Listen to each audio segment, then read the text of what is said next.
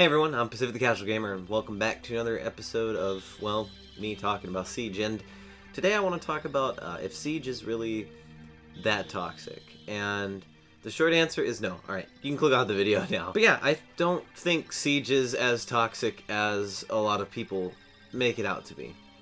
So, basically, what we have to look at here is the vocal minority, and in a little bit of a different way, right? If you guys don't know what the vocal minority is, it's where you go on Twitter or you hear about YouTube hate where it's like, there's like 10 people out of 10,000 say, you're an idiot, and those 9,999 people are, fine, but those 10 people, the minority, say you're dumb, therefore you think you're dumb, right? That's the vocal minority, and I think that happens a lot with Siege. Where, if we accidentally team kill someone, what we don't notice is every time someone watches it, they're like, oh, it was an accident, deactivate, right? But, of course we're going to notice it when someone, we do it on accident and they activate the reverse damage, and you're like, what? Or, when you hear that one guy on the enemy team trash talking, and the rest of the team is fine. I mean, most of the time, when I play, because I play solo queue and ranked, a lot of the times the people I meet are just normal. Like, they get a little tilted, but they're not toxic, to me, toxic is like next level rage, where it's beyond just, I'm angry, right? You really start to really lash out at people, right? And Siege, even though we have a couple people like that every once in a while, it's not like that. So for me, I just looked on Steam charts, and Rainbow Six Siege, when I checked right now, has 180,000 players playing the past day at one time on Steam alone. That doesn't count, UB accounts, Xbox or PlayStation, right?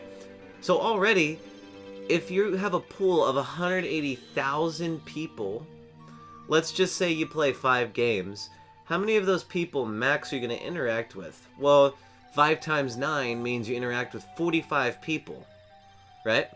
Maybe, less or more depending on if you're playing with 5 stack. But let's just say, you solo queue and the 9 people you play with are random each time. You play 5 games, 45 people. And out of those 45 people, let's just say 1 is toxic each game. So 5 out of 45 people. That seems like a lot, right? 5 out of 45 people, that's a lot of people. That's over 10%. But then you get on the next day, and you don't find anyone toxic. You get on the next day, you don't find anyone toxic. You get on the next day, and you find more toxic people. It might seem like there's a lot of toxic people, but in reality, if you play those 5 games over 4 days, then that's 180 people that you've met, and only 10 of them are toxic. And that's the thing we have to think about is, first, there's 180 people and 10 are toxic, and then that's out of 180,000 people just on Steam. I would probably guess, if I had rough estimate, at least 500,000 people are playing Siege at any given time. And you can't possibly meet all 500,000 of those people and see if all of them are toxic or not. So it might seem like you always run into toxic people, but you have to remember, especially if you're on Xbox like me, on Xbox, good luck having comms with randoms. Like, most of the time I play a game and it's radio silence and someone accidentally team kills and it gets deactivated, and that's that. No one sends mean messages. Every once in a while I get a mean message, but I just generally think Siege is not a toxic game. Now, if you're hanging out with your buddies, that's a different story. Sometimes it's easy if you're in like a queue with 2, 3, or 4 people that the other randoms are evil and ruining everything. But it's not publicly shown, and I don't necessarily know if that's important or not. I think the public show of toxicity is where the community is, where the discussion about the Siege community is at, right? Is, while on the outside Siege might not be toxic, maybe on the inside players are just simply not saying anything about toxic players. Or they don't want to get involved with them, or they're toxic themselves, but they don't show it. And a good question is whether or not showing that toxicity or not is a good thing. I don't know. I mean, for me, I think that there's a minority enough of people, if that's even a phrase, that I don't really like seeing the toxicity in the game, you know, because I want to get on in video games. Video games are supposed to be fun, all that jazz.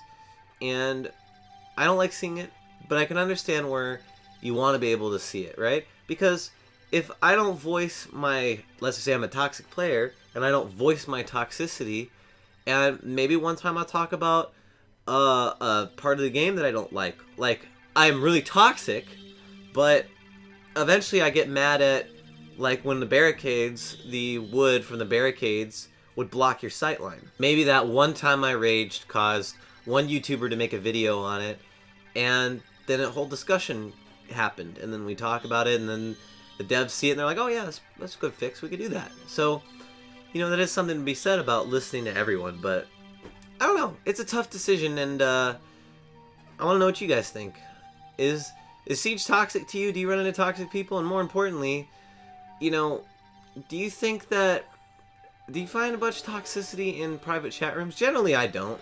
Like, usually, a lot of the times I play with Forrest, usually one of us gets mad and just gets off and lives out our days. I haven't really seen Dustin get mad yet. Alright, that's it for the video. Thank you guys so much for watching. I'm Pacific the Casual Gamer. I suck just as bad as you do at video games, and I'll see you guys in the next one.